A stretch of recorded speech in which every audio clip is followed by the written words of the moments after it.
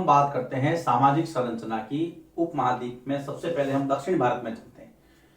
दक्षिण भारत में लोगों के कौन से वर्ग थे, समाज के क्या क्या वर्ग थे? तो 3 वर्ग आते हैं। सिंपल सा बात, कोई ज्यादा इसके अंदर वेद भरे हुए नहीं है। देखिए, सबसे पहला जो था वो वेलल्ला, बड़े भूस्वामी। याद रखना, वेलल्ला वो लोग थे जिनके पास काफी जमीन थी, इसलिए उनको कहेंगे भूस्वामी। और वो भी कैसे?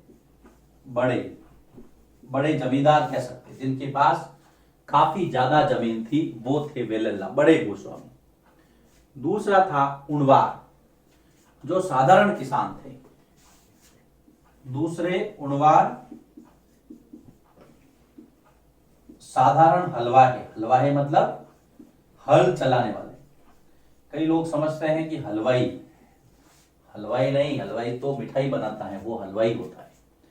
हलवाहे जो हल चलाते, मतलब साधारण किसान जिनके पास जमीन न के बराबर हो, या तो है नहीं, दूसरों की जमीन पे खेती करते हैं, या फिर थोड़ी थोड़ी जमीन है।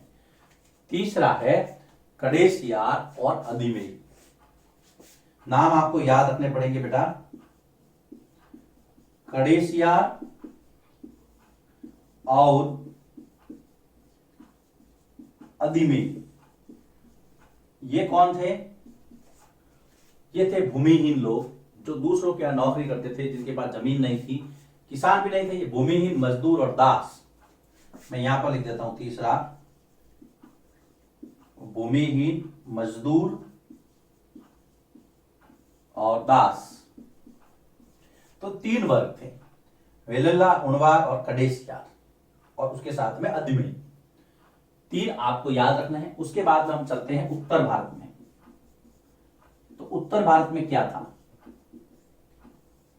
उत्तर भारत की जो समाज की जो संरचना थी वो था, सबसे पहले गांव का प्रधान, जिसको हम कहते थे ग्राम भोजक। ग्राम भोजक कौन था? गांव का जो प्रधान होता था। आज का सरपंच ले सकते हैं आप इस तरह से। पहले चुनाव तो होते नहीं थे, जो शक्तिशाली था, जिसके पास जमीन ज्यादा थी, उनको प्रधान बना देते थे। तो गांव का प्रधान ग्राम भोजक। अब ग्राम भोजक के बारे में थोड़ी चर्चा करते हैं, क्योंकि सिलेबस में दिया है। एक ही परिवार के लोग पीढ़ी दर पीढ़ी ग्राम भोजक के पद पे बने रहते थे। पहला चीज, इसका मतलब वंशानुगत, एक ही परिवार के लोग पीढ़ी दर पीढ़ी, एक ही परिवार के लोग पीढ़ी दर पीढ़ी ग्राम भोजक के पद पर बने रहते थे। इसका मतलब कहीं कहीं ये पद वंश परंपरा के हिसाब से था। एक व्यक्ति बना, फिर उसके बाद में उसका बेटा, फिर उसके बाद में उसका बेटा, ऐसे। ग्राम भोजक मैंने बताया ना, गांव का सबसे बड़ा भूस्वामी ग्राम भोजक होता था। अक्सर, ज्यादातर, प्राय जिसके पास गांव में सबसे ज्यादा जमीन थी, गांव का सबसे बड़ा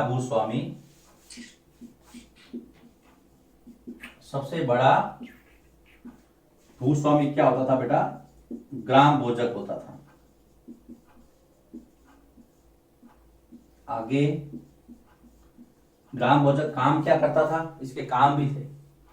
ग्राम भोजक लोगों से कर वसूलता और राजा के पास जमा करवाता था। ग्राम भोजक लोगों से कर वसूल कर राजा के पास जमा करवाता, ये इसका काम था। इसके अलावा क्या काम था? और ये इंपॉर्टेंट बातें हैं, ध्यान रखना। एग्जाम में सीधा सीधा पूछते हैं कि ग्राम भोजक क्या काम क्या क्या था। ग्राम भोजक कभी कभी न्यायाधीश का काम भी करता था और पुलिस का भी काम करता था। आगे चलता हूं मैं। ग्राम भोजक, अगर गांव में कभी कभी झगड़े लड़ाई हो जाते थे, कभी कभी न्यायाधीश वो पुलिस का काम भी करते। गांव में कोई झगड़ा होता था, कहते कहां चलना है, चलो प्रधान के पास चलो, है ना। और उसके पास में खुद के लोग होते थे जो लोगों को सजा भी देते थे। तो ये पुलिस का और न्यायाधीश का काम भी करता था। कौन? ग्राम, इसका मतलब ग्राम भोजक के पास शक्तियां बहुत ज्यादा थी। उसके बाद में दूसरा जो लेवल था वो था गृहपति का, जो स्वतंत्र किसान थे, ये छोटे किसान थे। दूसरा है गृहपति, स्वतंत्र एवं छोटे किसान, जिनके पास बहुत कम जमीन थी लेकिन वो अपनी खेती करते थे, स्वतंत्र थे, किसी के नियंत्रण में नहीं थे, अपना काम देखते थे, मस्त रहते थे। तीसरा था वो व्यक्ति जिसके पास न तो जमीन थी न उसके पास कोई स्वामित्व था, वो दूसरों की मजदूरी करता था, दास था, है ना। तो भूमिहीन, दास, मजदूर और कर्म का तीसरा वर्ग ये है, भूमिहीन, दास, मजदूर तथा छोटे मोटे काम करने वाले लोग, जिसको कर्मकार या कम्मकार कहा गया। ये तीसरा वर्ग था उत्तर भारत में, जो दूसरों की जमीनों पर काम करके अपनी आजीविका चलाते थे। ये दूसरों की जमीन पर काम कर आजीविका चलाते थे। तो ये आपको याद रखना है। देखिए 3 वर्ग उधर भी है, 3 वर्ग इधर भी है, 3 वर्ग दक्षिण भारत में भी है। कौन कौन से? वेल्लल्ला, कुणवार और कडेसियार और अधिमेय। बड़े भूस्वामी, साधारण किसान और मजदूर दास, 3 इधर भी हैं। सबसे पहला है ग्राम भोजक, जिसको गांव का प्रधान। अब ग्राम भोजक के बारे में कुछ चीजें आपको पता रखनी है। वंशानुगत था ये पद, एक ही परिवार के लोग, सबसे बड़ा भूस्वामी ग्राम भोजक बनता था। वो लोगों से टैक्स वसूलता था, याद रखना। टैक्स वसूल करके राजा के पास जमा करवाता था। कभी कभी ये, चौथी बात, न्यायाधीश और पुलिस का काम भी करता था। एग्जाम में आता है ग्राम भोजक कौन था, उसके काम बताइए। आपको 1 2 3 4 ये लिखना है, ये इसके काम हो गए, ठीक है। उसके बाद में दूसरा वर्ग यहाँ पर गृहपति का, तीसरा भूमिहीन। गृहपति छोटे किसान थे, भूमिहीन, दास, मजदूर। तीसरा वर्ग था उत्तर भारत में समाज का।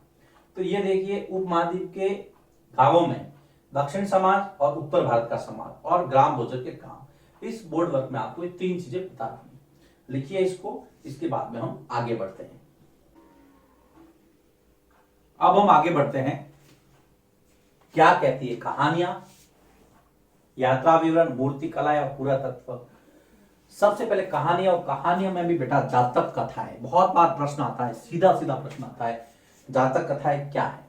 मैंने जब आपको महात्मा बुद्ध वाला टॉपिक पढ़ाया था तब भी इसके बारे में बताया होगा, नहीं तो अभी सुन ले आप। महात्मा बुद्ध के पूर्व जन्म की कथाएं जातक कथाएं हैं, और इनकी संख्या 500 है, याद रखना। कथाएं, इनकी संख्या कितनी है? लगभग 500 के लगभग है। सीधा प्रश्न, सीधा जवाब। जातक कथाओं का संबंध किससे है? बौद्ध धर्म से है। कौन से महापुरुष से? भगवान बुद्ध से है। कोई भी जातक कथा आप नेट पर सर्च करेंगे या बहुत सारी कहानियों की किताबों में भी आपको मिल जाएगी। ये मैं लिख देता हूं, बौद्ध धर्म से संबंधित। तो जातक कथाओं के बारे में ज्यादा कुछ नहीं है, बस आपको इतना ही ध्यान रखना है। महात्मा बुद्ध के पूर्व जन्म की जो कथाएं हैं उनको हम जातक कथाएं कहते हैं। उसके बाद में अगला जो टॉपिक दिया है यहां पर बहुत महत्वपूर्ण है, वो है मेरी गाजा। मेरी गाजा थोड़ा सा अटपटा नाम लगता है, लेकिन ये वास्तव में है क्या? भरूच, जो कि गुजरात का एक शहर है, उसका यूनानी नाम है मेरी गाजा। बहुत बार एग्जाम में आया है, 6th में भी आया है, आगे जो कॉम्पिटिटिव एग्जाम्स होते हैं उसमें भी बहुत बार पूछते हैं मेरी गाजा। भरूच का यूनानी नाम। भरूच गुजरात का एक शहर है और एक बंदरगाह था जिसको प्राचीन काल में भृगुकच्छ, उसके बाद में बड़ौच, भरूच, अभी भरूच है ना। अब संकरी खाड़ी के कारण यहां पर नाव चलाना मुश्किल था। इसकी विशेषताएं पढ़ते हैं। संकरी खाड़ी, संकरी मतलब जब रास्ता आवागमन के लिए उपयुक्त ज्यादा नहीं हो। संकरी खाड़ी के कारण, संकरी खाड़ी के कारण यहां पर नाव चलाना मुश्किल था। बेरी गाजा के बारे में और क्या क्या बातें सिलेबस में दी है। बेरी गाजा सूरत का एक गुजरात का एक तटीय शहर जो बंदरगाह के रूप में इस्तेमाल किया जाता था। अब आपको पता है जब बंदरगाह होंगे तो चीजें आएगी, मतलब आयात होगा विदेशों से और निर्यात भी होगा। आयात क्या क्या होता था, जैसे अगर मैं यहां आयात होने वाली वस्तुओं की बात करूं, बेटा आयात और निर्यात में आप फर्क समझ लेना। आयात जब विदेशों से सामान हम मंगवाते हैं, निर्यात जब विदेशों को सामान बेचते हैं। शराब, शीशा, तांबा, मूंगा, शराब, शीशा, तांबा, मूंगा, पुखराज और मूंगा देखिए दो ही है ना, ये कलर्ड स्टोन है जो लोग, ये नगीने होते हैं जो उंगलियों में धारण करते हैं, है ना। ज्योतिषी गणना भी इसके ऊपर आधारित होती है, लोग पहनते हैं और कई बार आभूषणों में भी काम आते हैं। मूंगा है, पुखराज है। कपड़े, सोने चांदी के सिक्के, है ना। कपड़े भी बाहर से उस समय आयात होते थे, सोने चांदी के सिक्के ये हम बाहर से उस समय बेरी गाजा अर्थात भरूच में बाहर से आते थे बंदरगाह। और हम लोग बेचते क्या थे, यहां से निर्यात क्या क्या होता था। निर्यात की बात करते हैं, हिमालय की जड़ी बूटियां बहुत महत्वपूर्ण है। हम लोग यहां से जड़ी बूटियां विदेशों को बेचते थे समुद्री रास्ते से। हिमालय की जड़ी बूटियां, हाथी दांत, गोमेद, ये भी कीमती पत्थर थे। हाथी दांत, गोमेद, कार्निलियन, ये सारी वस्तुएं हम बेरी गाजा से बाहर बेचते थे। सूती कपड़ा भारत का बहुत महत्वपूर्ण, सूती कपड़ा, रेशम, इत्र, रेशम, सूती कपड़ा, इत्र इत्यादि, ये हम क्या करते थे, विदेशों को बेचते थे। कहां से, बेरी गाजा से, मतलब भरूच से। उसके बाद में व्यापारी यहां पर भरूच के राजा के लिए विशेष उपहार भी लाते थे, क्योंकि भाई राजा है, निश्चित रूप से उसका नियंत्रण है, तो व्यापारी उनको खुश रखेंगे तो गिफ्ट तो लेंगे ही। व्यापारी राजा के लिए विशेष उपहार भी लाते थे भरूच के राजा के लिए। व्यापारी राजा के लिए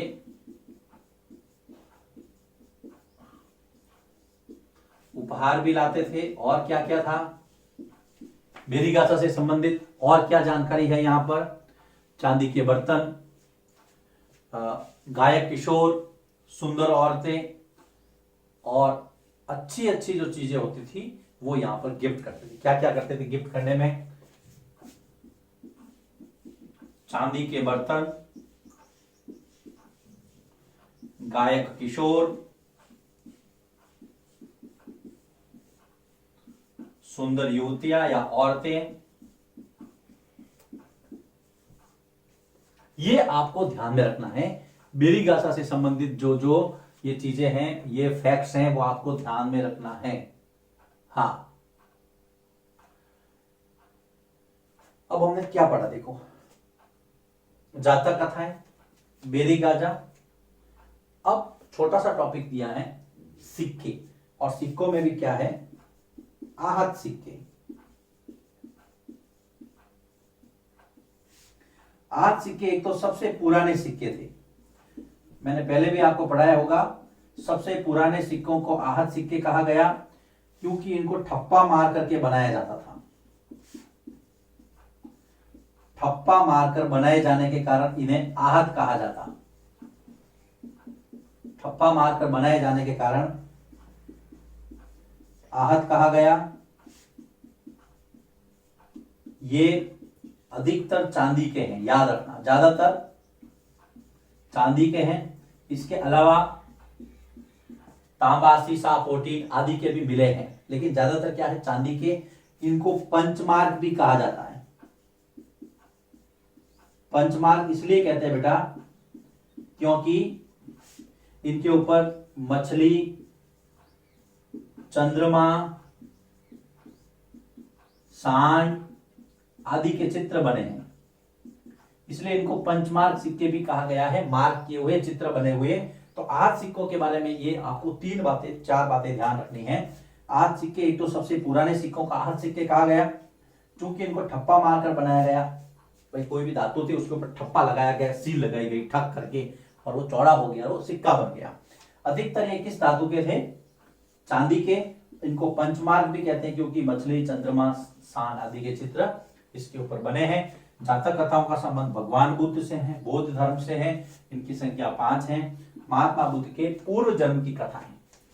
मेरी गाजा गुजरात के एक शहर भरूच का यूनानी नाम है, याद रखना।